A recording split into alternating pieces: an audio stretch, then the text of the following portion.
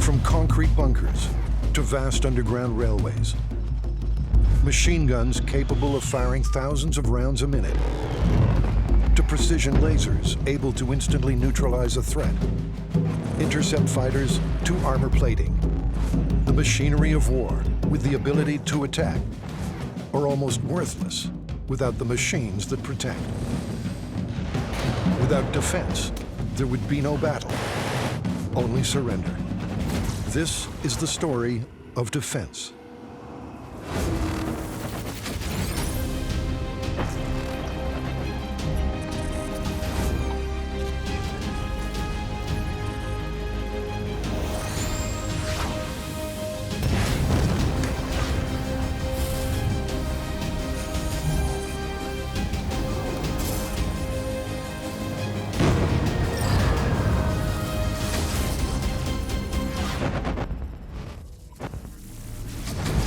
When flimsy aircraft first appeared above the battlefields of World War I, few could have imagined the influence they would have on the shape of war.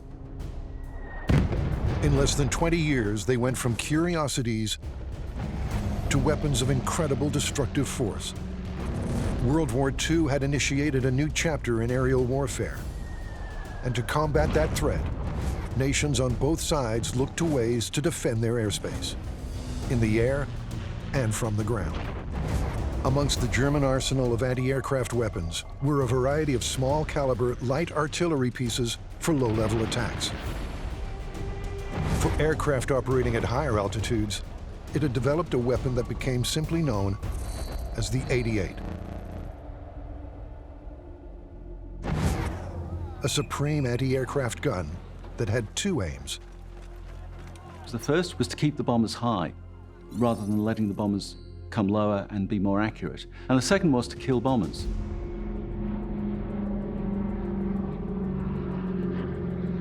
There were belts of 88s, both on the approaches to major German cities, but also along the coast, so that the Allied bombers had to cross literally bands of heavy and accurate anti-aircraft fire to approach the cities of the Reich to bomb them.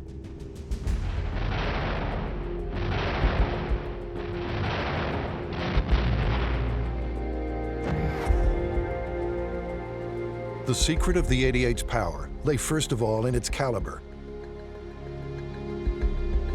At 88 millimeters, it was a very large exploding shell fired with a timer that meant it would detonate at a set altitude. But it also had a very long barrel, which gave it a very high muzzle velocity, and with it, the ability to fire a shell to an altitude of more than 7,500 meters. Well within the target range for most bombers. But what really set the 88 apart was its rate of fire. So instead of having to load the shell and sight the gun each time, the Krupp automatic loading meant that it could fire 15 to 20 shots a minute, which meant that you could literally put up a barrage. So a battery of 4 guns could put up 80 shells in the course of a minute, which is a wall of steel which the aircraft have to fly through. It's the technical capacity of the German armaments engineers in the 1930s that are actually defending the Reich into the 1940s. Over 20,000 German 88s were produced, including variants and modifications derived from lessons learned in action. The German 88mm gun is one of the most extraordinary artillery weapons of all time. Every nation developed a heavy anti-aircraft weapon, and none of them were as good as the 88. And the British and the Americans never had a gun to match the 88's capacities. While the 88 may have been a supreme weapon in its time, the development of attacking machines waits for no weapon. The character of war at sea has produced new threats that demand ever more sophisticated means of protection. On the 2nd of April 1982, Argentine forces mounted amphibious landings off the British colony of the Falkland Islands. The British and the Argentine forces squared off in what was essentially a war at sea. What became immediately obvious to both sides was that in maritime warfare, things had changed. And the key to that change was the introduction of the anti-ship missile, Ships were incredibly vulnerable to these systems. If you couldn't shoot down the aircraft or you couldn't take out the host ship before the anti-ship missile was launched, you were in a sense helpless. While militaries around the world had known of the dangers of anti-ship missiles, the loss of 6 British warships during the Falklands conflict offered the first real-world example of their potential destructiveness. What was needed to combat that threat was a last-ditch defense system. And for a last-ditch defense, you need something that's incredibly fast and responsive. A system capable of destroying an inbound missile in flight on the last line. The Phalanx Sea-Whiz is such a weapon.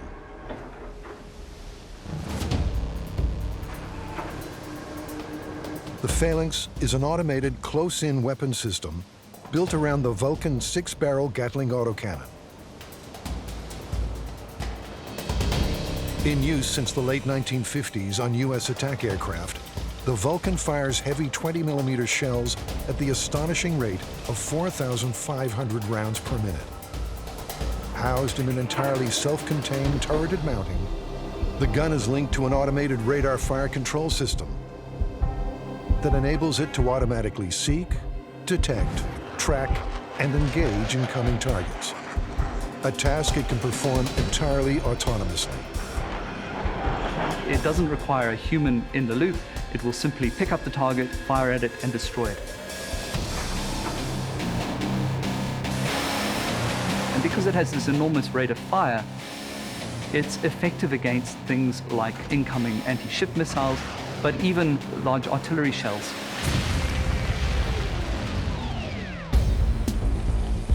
The advantages of an autonomous system are many, but the most significant is in targeting and response times. Taking a human out of the loop means it can react much quicker than a human being could, and it is very, very effective. It doesn't get worried, it doesn't get concerned, it doesn't get tired. If the systems work as we hope that they will someday work, it is potentially more discriminate and more proportional than a human being. Where the Phalanx's autocannon effectively shreds the inbound projectile, the integration of the Phalanx's control system with a commercial-grade laser could lead to a different future for air defense weaponry.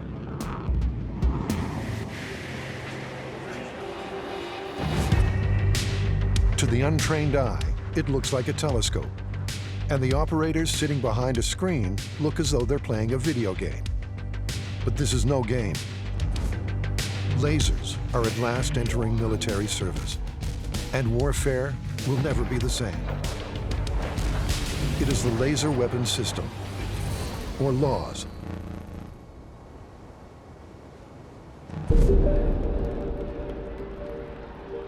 The first idea of lasers came from Einstein in 1913. Einstein predicted that we could generate light not with multiple frequencies like in a lamp, but with a single frequency, and we could order light so it could go in the same direction. In theory, laser weapons target an object with a train of brief pulses of high-intensity light energy. The heat generated causes rapid evaporation and expansion of the surface, creating shock waves that damage the object. It's taken over 50 years to make them practical battlefield weapons, overcoming numerous technological hurdles along the way, the biggest being the conversion of energy into the actual beam emitted. Early lasers could only convert 10% of the total power input into light energy, which meant that to create an effective laser weapon, a huge power source was required. Using the latest technology in optics, LAWS projects an infrared beam from a solid-state array that converts 50% of available energy.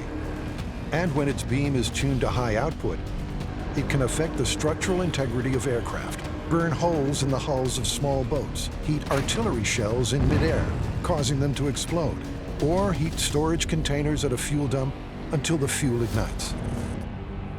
And tests aboard the USS Ponce in 2014 have proved it works. Among the advantages of a laser compared to a projectile weapon is that it requires no projectile. There is no need to manufacture, transport, or store munitions. It is solely reliant on a power source, which makes each shot virtually cost-free. It's much cheaper than a missile, for example.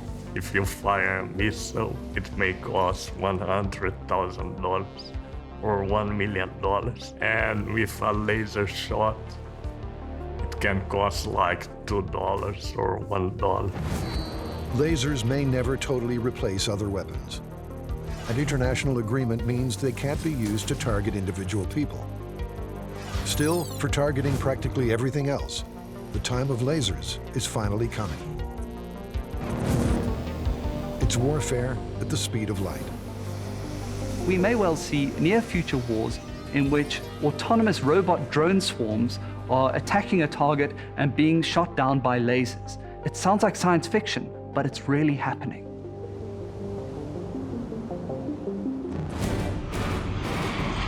Fighter aircraft have always captured the public attention. In World War I, dogfights between biplanes sought to control the skies so that just one side could see the battlefield to direct their artillery. But in World War II, as the skies of Europe and Asia filled with bombers targeting cities, they took on a much more serious role. Anti-aircraft weapons can only do so much in defense of those on the ground. And sometimes, the only way to defend is to take the fight to the skies. On the 16th of July, 1940, Adolf Hitler ordered the preparation of Operation Sea Lion, a potential airborne and amphibious assault on Britain that would come once the Luftwaffe had established air superiority over the UK. And so the famous Battle of Britain began. And standing between the Luftwaffe and victory were two aircraft, one of which was Britain's first monoplane fighter, the Hawker Hurricane, an aircraft designed in the mid-1930s. At the time, the whole RAF was still flying biplanes. Around that time, the Messerschmitt 109 came into being. Single-engine, stress-skin monoplane fighter, heavily armed, quite fast, and the RAF said, well, we don't have anything to match it. So they put forward a request to British industry, and the Hawker Hurricane and the Supermarine Spitfire were the initial results of that. The Hawker Hurricane was in many ways a transitional aircraft, constructed using a mix of old and new techniques. A steel tube fuselage was bolted together, over which were fitted wooden stringers that gave the aircraft its streamlined shape. The wing structure was forged of aluminium, but unlike the Me-109, which had a modern aluminium stress skin, the Hurricane was covered in fabric. And that fabric skin would prove to be one of the Hurricane's strengths. The Hurricane was easier to turn around than a Spitfire, particularly battle damage, because more often than not, you just throw a fabric patch over a bullet hole and send it out again.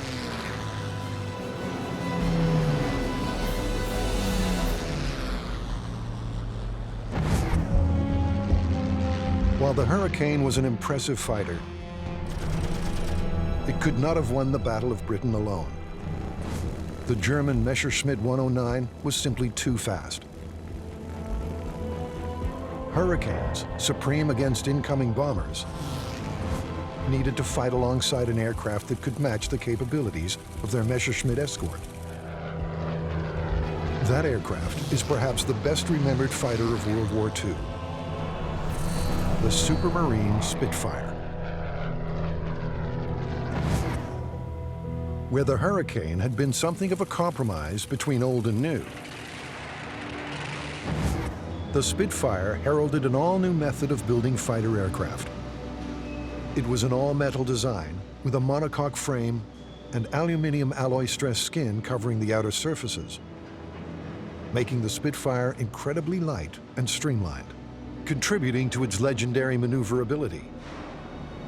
It also made it difficult at first to build with the industry required to manufacture and work metal airframes. and the particular manufacturing issues surrounding the famous elliptical wing, a complicated design intended to reduce drag and increase aerodynamic performance. That wing proved revolutionary, and along with the Rolls-Royce engines, it gave the Spitfire astounding aerodynamic capability, and perhaps more importantly, speed. The role of the Spitfire was to take on the fighters. When the Germans sent across their Heinkel 111s and Junkers 88s, they were escorted by Messerschmitt 109s and 110s. It was the Spitfire's job to take on those two aircraft to allow the Hurricanes in to take out the bombers. Technically, it had a slight edge on the Messerschmitt, but the contest was close run and often came down to the skill of opposing pilots. The Spitfire may be better remembered than the Hurricane, but the two aircraft worked very much together. Without the Hurricane backing up the Spitfires, and the Spitfires looking out for the Hurricanes, the Battle of Britain would have ended very differently.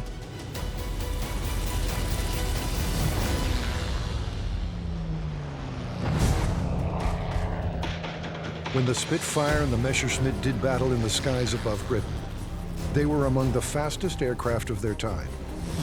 But as the war came to a close, jet engines began to roar.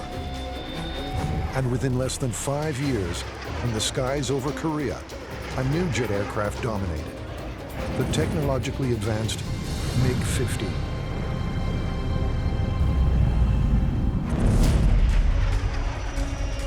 Developed in 1947 to intercept bombers, the MiG-15 design drew on valuable lessons learned from World War II. The first thing acknowledged was that it had to be fast enough to intercept targets before they could enter friendly airspace. To achieve this, the Russians copied and improved on British Rolls-Royce jet engines sold to them at the end of the war. The power of the new jet technology was then combined with a new wing design to give it unrivaled speed. Swept wings allow for a similar lift capability but less drag. Instead of trying to push a plank through the air horizontally, if you sweep it, it's easier to move through the air. This combination of two new ideas made for astounding performance gains over earlier aircraft. The MiG streaked through the sky at close to 1,100 kilometers per hour. Its rate of climb was 3,000 meters per minute, almost twice as fast as the first-generation straight-wing jet fighters like the Gloucester Meteors that were sent to combat.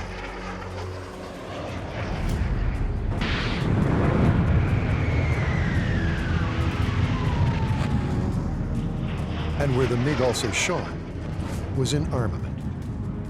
Fortunately, the plane was delivered to the Air Force combat loaded, so armament tests could be made.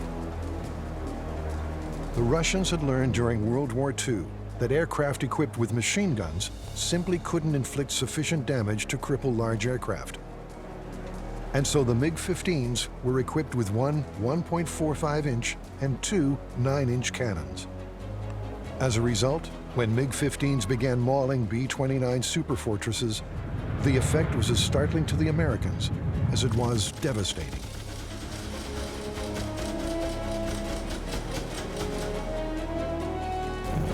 The U.S., which until the MiG's introduction had been able to bomb with impunity, was forced to abandon daylight raids since their bomber escorts, straight-winged F-80 and F-84 fighters, were completely outclassed. With UN air superiority on the brink of collapse and the Korean Peninsula at risk, the United States deployed the only aircraft which could hope to stop the MiG, the untried F-86 SABRE.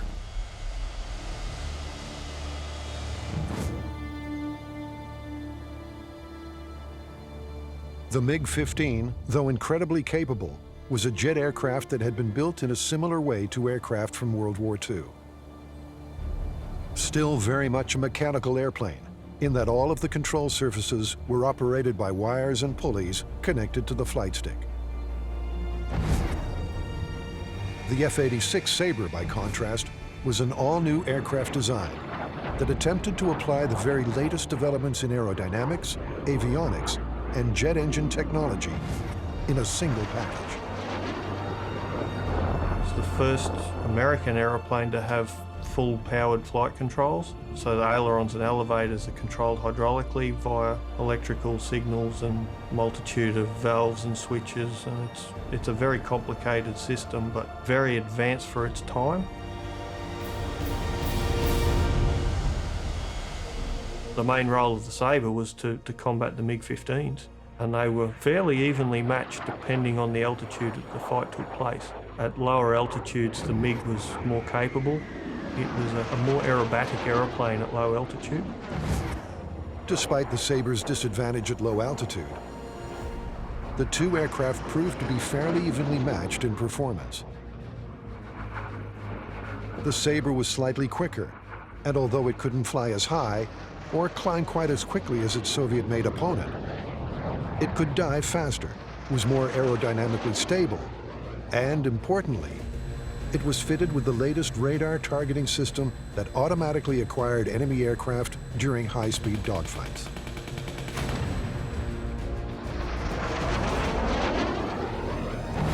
A total of 224 SABREs were lost, of which about 100 were the result of aerial combat.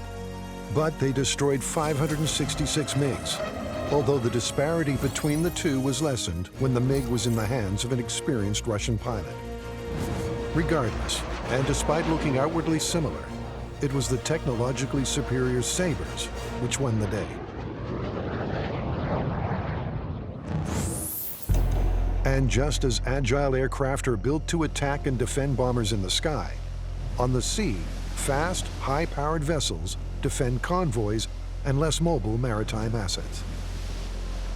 Although these heavily armed protectors aren't called fighters, they're called destroyers.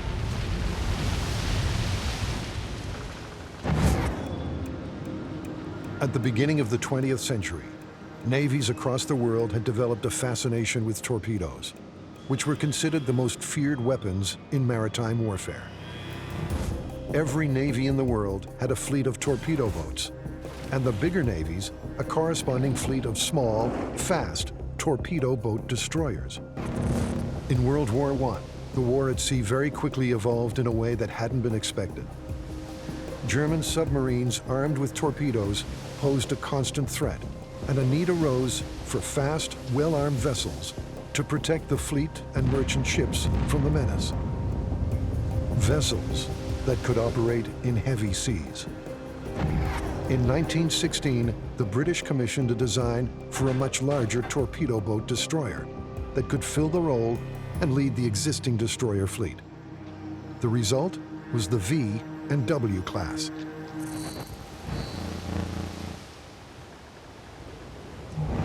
The principal characteristic of the early destroyer was speed, and the V and W class were an evolution of those designs. Long at 95 meters and narrow with a beam of just 9 meters. Their compact hull design featured a higher freeboard than previous, which gave them much greater ability in heavy seas. And with a top speed of 34 knots, they were fast and heavily armed. They introduced a number of features, not the least of which was the different arrangement of the guns. 2 guns forward, one superimposed above the other, and 2 guns aft, providing the familiar A and B and X and Y turret configuration, which proved to be very, very successful. Built between 1916 and 1924, 67 of the ships were completed, many going on to serve in World War II. Became a style pattern, so to speak, for British destroyer design for the best part of a quarter of a century. But threats evolve, requiring defenses to do the same. The World War I concept of a long line of destroyers steaming at 30 knots, heading towards the enemy battle fleet with the torpedo tubes trained over the side to fire torpedoes and sink the battleships, is long gone. That's 100 years ago. That's a different style of warfare. In fact, the style of warfare has changed to the point where today there are no battleships and very few battle cruisers, as the most destructive ships of the naval line were once called. Today, that frontline role is undertaken by destroyers. And for the United States, since the late 1980s, that role has been fulfilled by one design: the Arleigh Burke class.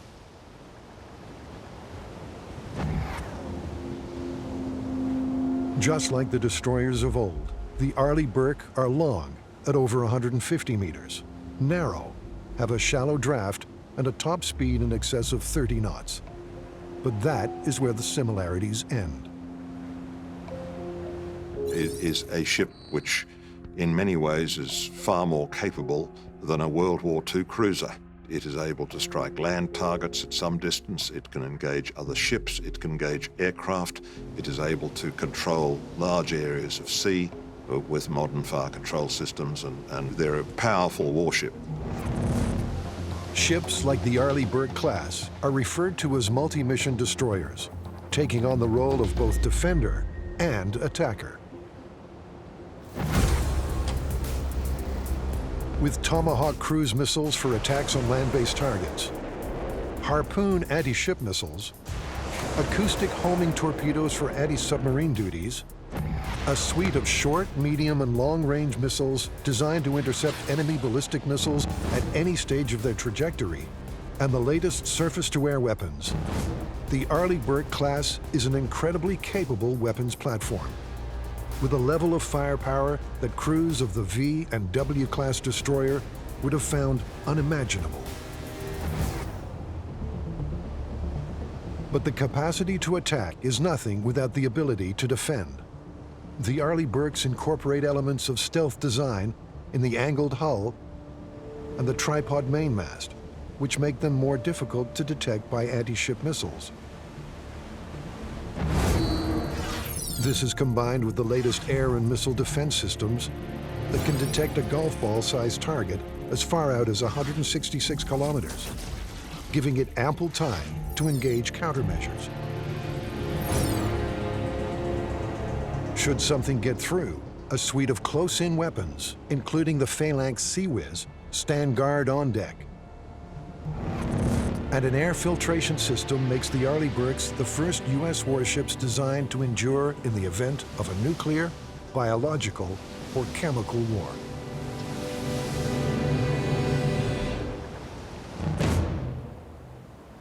If the Arleigh Burke class is the ultimate expression of the old adage, the best form of defense is attack, then land-based defensive structures would represent the directly opposing view, one that implies that the best form of defense is attrition. With the weaponry of the 20th century evolving at a rate that in many ways outpaced tactics, and with mechanization increasing the speed of battlefield advances in World War II, nations turned to the age-old strategy of permanent or temporary structures designed to slow an enemy and defend positions. Structures that in World War I had resulted in utter carnage.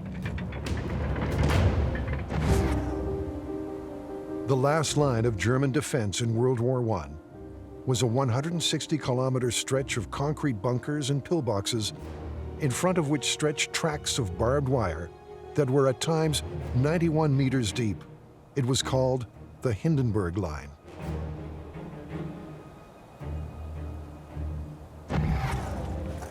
Under intense pressure, the Hindenburg Line had failed.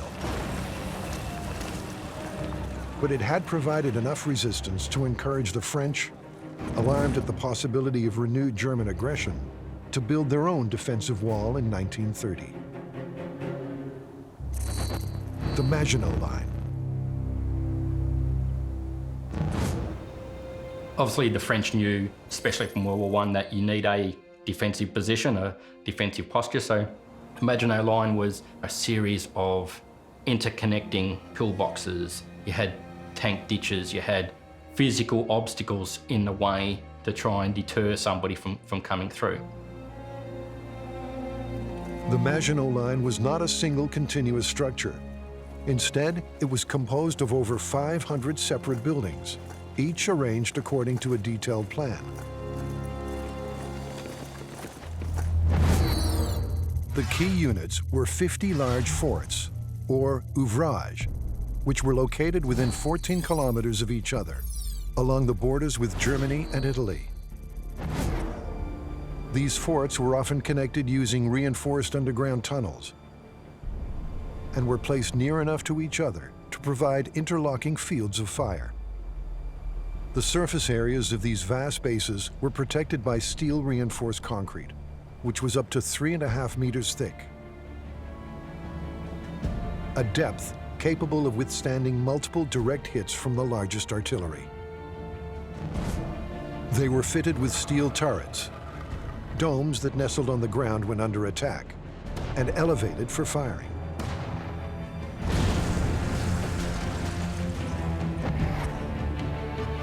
In theory, the Maginot Line was capable of creating a massive continuous line of fire that should have devastated any attack. However, it had one major failing. It was not mobile, and warfare had changed. Mobility had caught up with firepower. And when in May 1940, the German army attacked through Belgium, as it had in World War I, and crossed the supposedly impenetrable forests in the Ardennes, the closest the thousands of French soldiers manning the Maginot Line came to seeing action was watching unchallenged waves of German bombers flying over it.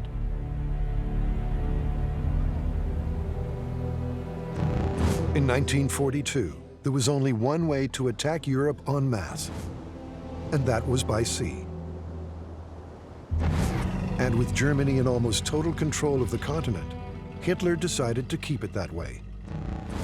With a workforce of close to 1 million, the Germans began construction on what would be the largest network of fortresses built in the 20th century, the Atlantic Wall. A formidable collection of an estimated 15,000 reinforced concrete bunkers, stretching across the Belgian and French coasts from the Norwegian to the Spanish border. The Atlantic Wall consumed more than 1 million tons of steel and 17 million cubic meters of concrete. In all, there were 70 batteries along the Danish coastline, with 293 large caliber guns, 225 batteries in Norway, with over 1,000, and 343 batteries along the French coast, which included 1,348 heavy weapons and an assortment of anti-tank and anti-aircraft positions, machine gun posts, munitions storage areas, and bunkers housing supplies and power generation equipment. The Atlantic Wall was the first line of Fortress Europa, as Hitler called it, and the 630-kilometer West Wall, or as it was better known, the Siegfried Line, the last.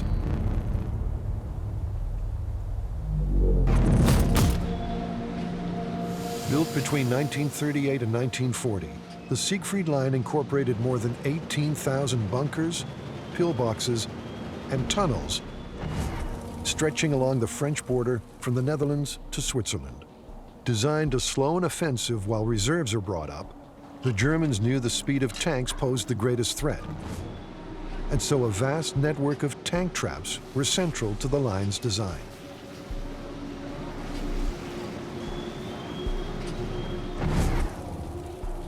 So generally you've got to have a trench that's wide enough to trap the tanks where they are so they can't break through. Then you've got tetrahedrons, so big concrete triangles, so tanks can't climb over them basically, because if they do, they get stuck on the point and lose traction.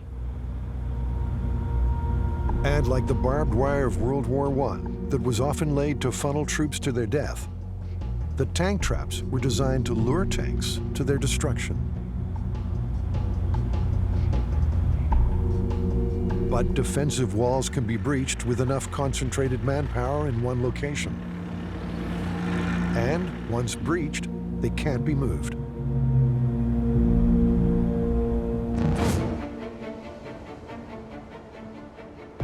The Atlantic Wall was pierced when 156,000 Allied troops landed on the beaches at Normandy.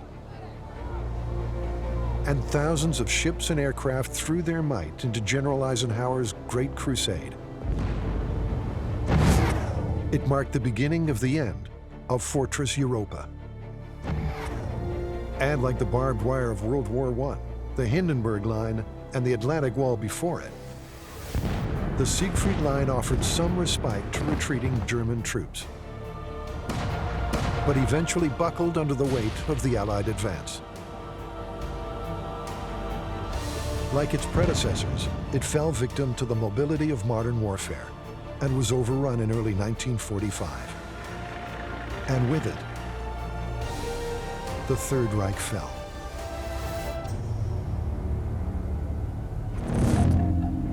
If the enduring image of the First World War is a misery of wire and mud, it was partly made so by a revolution in armaments. Trenches and barbed wire will slow an advance, but waves of men can only be completely stopped by firepower.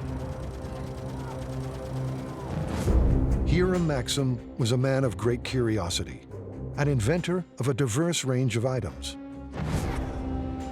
One of his creations would make him a wealthy man and change the course of history. The story goes that Maxim was talking with a friend in Europe who told him to forget his chemistry and electricity. If you want to make a pile of money, invent something that will enable these Europeans to cut each other's throats with greater facility. And then he had a chance experience. So the story went that Maxim fired the M1903 Springfield rifle and was struck, literally, by the recoil. And it occurred to him that he could harness that power.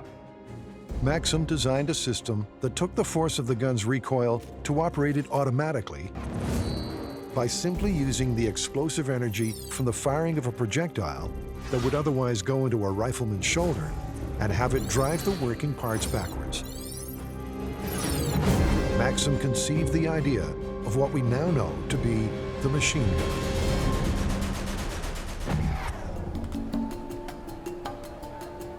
Later, Maxim's company was bought by the VICKERS company, which was a major British armaments company. VICKERS made some modifications to the design to make it more efficient, and in 1912 produced what we know as the VICKERS machine gun.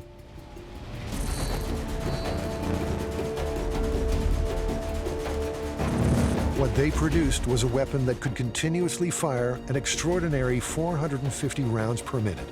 But that rapid firing generated extreme levels of heat. One of the really distinctive features of the Maxim series of guns, others as well, is the big blocky barrel section, if you like. Well, the barrel is actually very slim, and the barrel sits inside what is actually a water jacket. The jacket around the main barrel contained 3.7 liters of water that had to be kept up to the weapon to ensure that it didn't overheat. In the stalemate that was the Western Front, it was the perfect defensive weapon. Where you've got a fixed machine gun and you're able to dominate the landscape in front of you. The classic movie image of swinging back and forth this weapon that's utterly devastating. The Devil's Paintbrush is one of the nicknames for Maxim's gun later on. The VICKERS machine gun was such an efficient design, it remained in service in some fashion until the 1960s. But the need for a constant water supply meant it took as many as 6 men to operate it. With increasingly mobile attacking forces, unreinforced static defense placements quickly became tactically obsolete. Modern warfare demanded defensive mobility to meet an attacker anywhere on fronts of increasing scope. The VICKERS, with its water cooling system, simply couldn't keep pace. When Hiram Maxim invented his automatic machine gun, it replaced another weapon that had gained only modest favor amongst the militaries of the late 1800s. The Gatling gun. This is not a machine gun that, as we would describe it today, but we would call it a manually operated machine gun with a rotating cluster of barrels and some sort of feed device for the ammunition sitting on top. It's a machine, an engine that fires more than one shot, in this case by turning a crank. Gatling's 1862 invention had failed to capture the hearts of the Army in its day. But when modern electronics and hydraulics were applied to replace the manual crank handle, and it was given modern armor-piercing rounds, it became the ultimate expression of the original, a 7-barrel machine cannon of devastating power.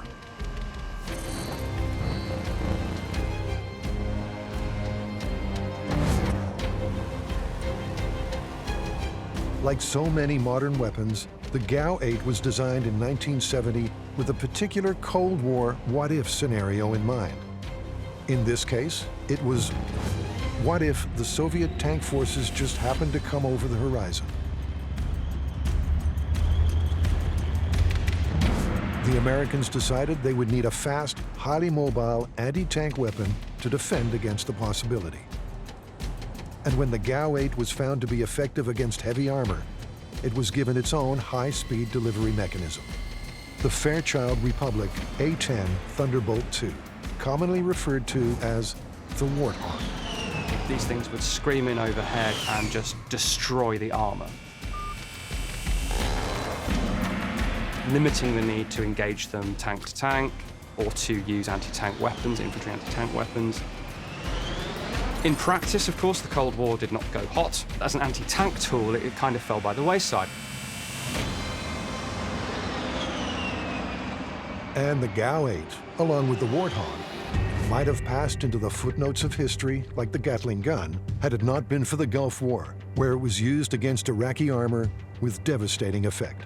Very quickly, it was realized it could be an immensely capable close air support platform.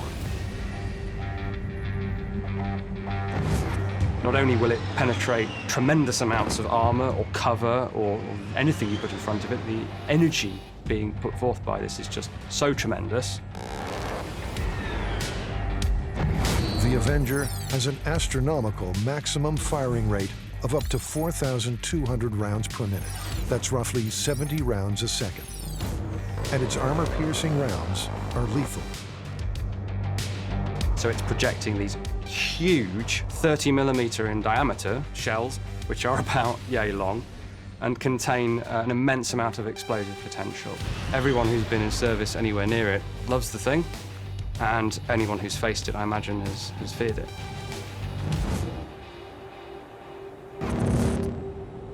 The GAU-8 Avenger is the pinnacle in the development of the machine gun.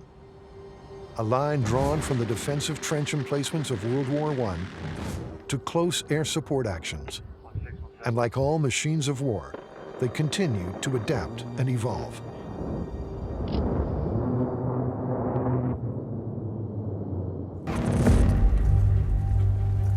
The most fragile piece of equipment on any battlefield is the soldier. And for centuries, militaries have sought ways of protecting that asset. Body armor is nothing new. We are all familiar with the suits of armor worn by the knights of the Middle Ages. In the 20th century, the idea of offering protection to the enlisted man began with the issuing of simple steel helmets in World War I. But there's only so much you can get under a steel helmet. In World War II, air war resulted in huge losses of aircrew, who were quite literally sitting ducks for anti-aircraft fire.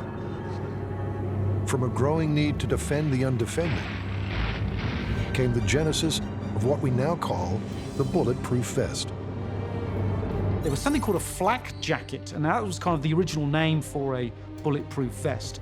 Aircrew used to wear these nylon vests which had these little 2-inch steel plates which were interwoven, and they would provide protection, as the name implies, from the flak, from the fragments from anti-aircraft munitions.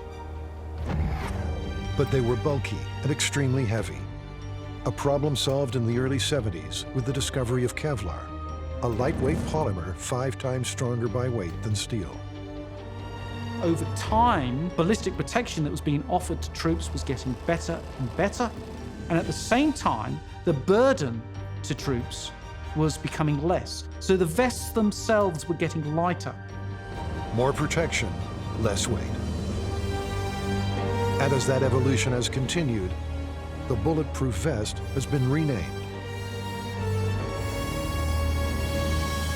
The Improved Outer Tactical Vest, or IOTV, is the very latest in troop protection.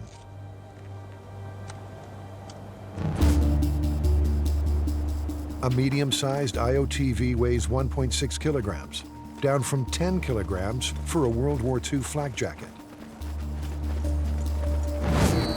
Fully equipped, it has soft armor panel inserts, 4 silicon carbide ballistic plate inserts front, side, and rear, and collar and groin protectors. It is also designed with quick release and medical access features. If the soldier gets into a very difficult spot, like underwater, then the individual can very quickly release the armor packs, and that gives them more mobility. Mobile, light, and strong. A fully equipped modern vest can withstand a .30-06 Springfield M2 armor-piercing round at normal range. But body armor is designed for a very specific task. Disposing of bombs and the increasing use of IEDs calls for protection that is quite different from taking an impact from a bullet.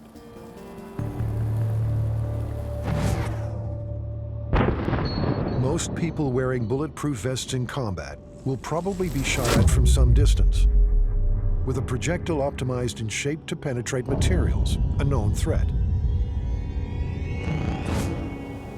This is not the case for individuals attempting to disarm an improvised explosive device, a landmine, or an unexploded warhead.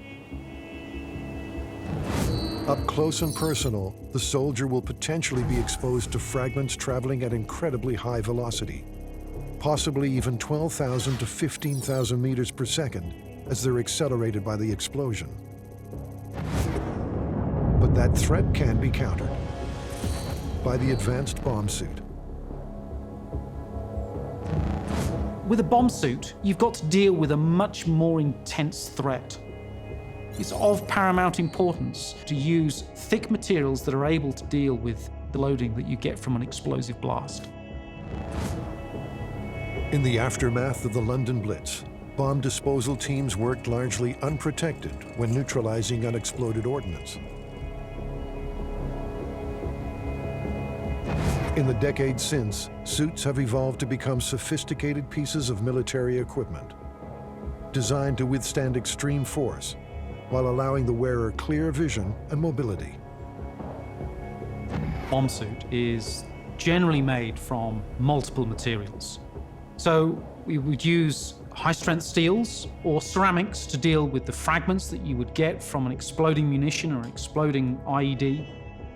And we use high-performance fibers such as Kevlar. And we use heat-resistant fibers as well, so fibers that are able to deal with the heat of an explosion.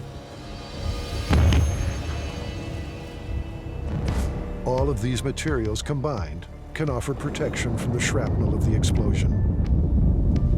But it does little to defend against the shock of the blast. So we use foam, and what the foam does, it mitigates the shock that you get from the explosive blast as it transmits from the bomb suit to the human body. And that increases the level of survivability for the occupant. Every battle is an arm wrestle, an examination conducted by an attack on a defense. And the history of war is the story of the evolution and adaptation of offensive and defensive tactics and the machines used to fight them. The IED has changed the nature of warfare, and tactics and equipment have evolved to defend against it, just as they have in every aspect of warfare. And they will continue to do so.